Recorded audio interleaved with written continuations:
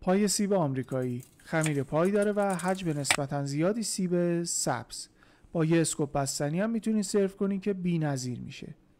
آرد رو میریزیم داخل یه کاسه، نمک سفره و کره سرد یخچالی رو بهش اضافه میکنیم. با دستمون شروع میکنیم به ورز دادن، کره ها رو کاملا فشار میدیم. باید به یه همچین بافتی برسیم، حالت دونشنی پیدا کنه.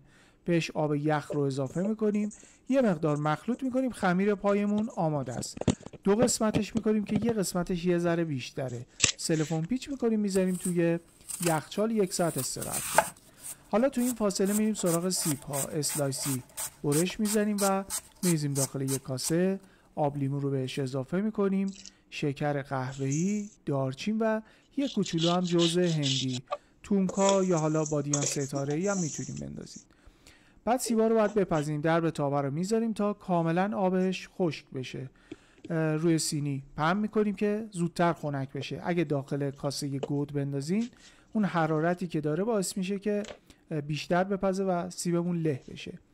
حالا میتونین هر مدلی که میخواین داخل قالب بندازین. من یه دونه زیره گذاشتم، یه نوار برش زدم و به این شکل گوشه‌هاشو فیکس کردم. سیبا رو ریختم داخل خمیر و اون یکی خمیرم آوردم پهنش کردم و گذاشتم روی سیب و این گوشه‌هاشو با وردن خوب له کردم.